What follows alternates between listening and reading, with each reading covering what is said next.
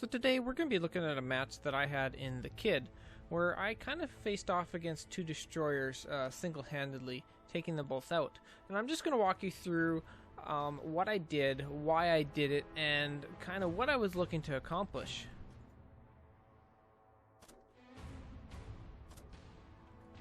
So the CV spotting early tells me that on this side of the map I'm going to be facing off against a Le Fantasque and another Kid.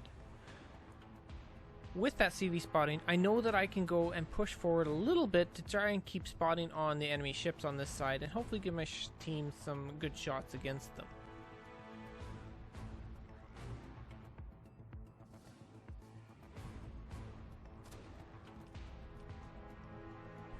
Keeping the Le Fantasque spotted and under fire from my team makes him very nervous and pushes him further away and allows me some room to set up here.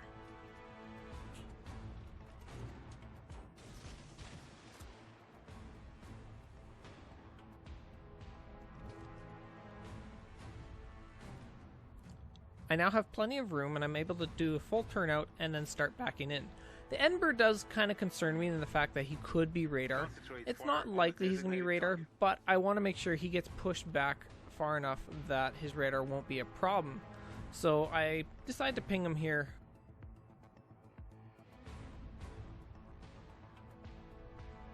So now I'm basically standing still and the enemy Kid does end up walking into my detection radius.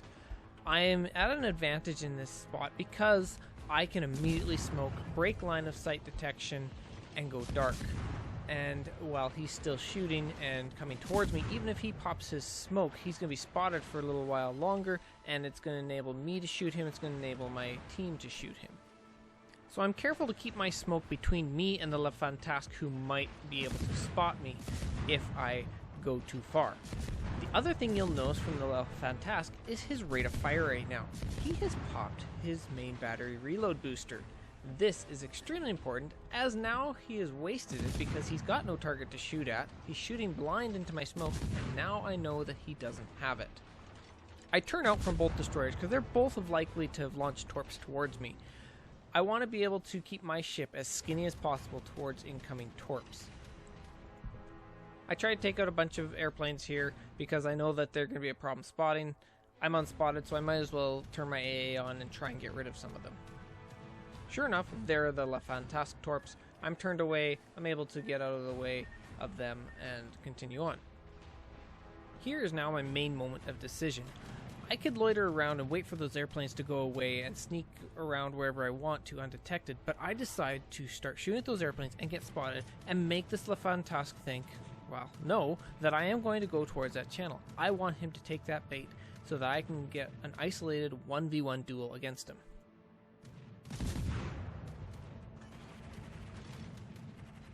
Taking this one isolated salvo at the Le Fantasque is a bit of a mistake from me. It gets me spotted, the Kid's able to get a bunch of damage in on me, and that's definitely more damage than I want to take. However, now I get unspotted and I'm able to go out to the island here.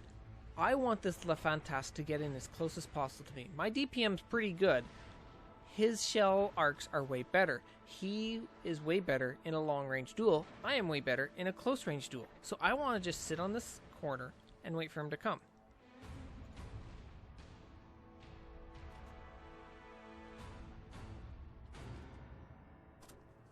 He obliges me and pops up at 2.8 kilometers from me. I had thought about pre-torping here, but there's no point now. He's there faster than I expected. And now it's pretty much a done deal here because he is in way too close and not able to dodge any of my shells.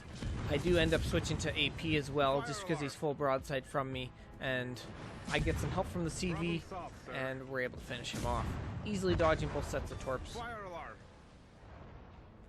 I lose about half my HP in that engagement there, but now the Kid is all by himself. There's no other ship close enough to help him, so now I kind of want to force a bit of an engagement with the Kid eventually, but first of all, I just kind of want to get him spotted and know what he's doing and where he is.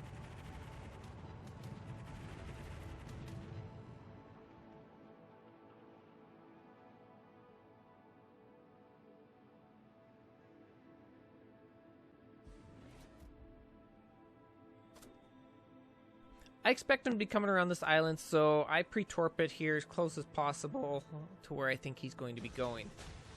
And I want to just stay pretty much as broadside to there as possible so I can keep as many guns on him as possible.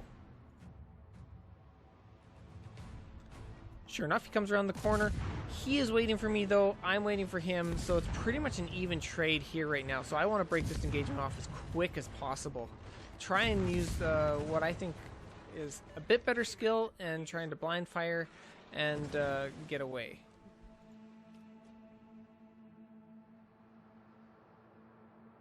He gets that one last good salvo in on me, and that kind of hurts me. But now I know that there's likely torps coming in this direction, so I just want to get out of the smoke screen and not take any of them. I accidentally leave my AA on, just about get spotted by the planes before I turn it off. Gotta be careful about leaving your AA on in this kind of circumstance. So I'm not sure where he's gone or what he's doing. So I just want to head out towards the border. I want to just kind of get on his flank to where I can get away from him, turn away easily, and break off an engagement without getting spotted for too long, depending on how he plays it. But basically, I also wanted to wait for that heal, which is just about completed. So now I'm a lot closer in HP to him. He likely will have had a heal here pretty quick as well, but we'll see once we find him again. Sure enough, he pops up. This is an ideal engagement for me. I am complete broadside to him. 5 guns on him. He's only getting 2 guns mostly, sometimes 3, and he keeps coming towards me. Notice how his HP, he had about 3 to 4k on top of me, and with this salvo right here, I am now leading the HP trade, and he is lower than I am. He finally manages to turn enough that he's got all 5 guns on me, but it's too late. I have whittled him down by having all 5 of my guns available to his 2, maybe 3 for most of that engagement. So knowing that the La Fantasque had already used his main battery reload booster, I was able to bait him in a spot where he had no support and was able to force a duel with him at very close range, which was not to his advantage. With the kid, I was able to utilize my heal, my smoke, and put myself into a better position and forced him to come towards me bow on, where he was not able to get as many guns on me, and I was able to make up that HP difference by having all 5 of my guns available to me. While mechanical skill does come into play sometimes, basically, if you look for opportunities like this where you can isolate players in a 1v1 situation where they get no support, or look for opportunities where you can leverage some kind of advantage over them, you will start to find yourself winning more of these 1v1 duels, getting rid of ships, and helping your team turn flanks, cap caps, and win games. Anyways, I hope that some of you were able to learn some things from this and hopefully maybe improve your play. And I'll keep looking for opportunities to make more videos like this, and we'll catch you next time.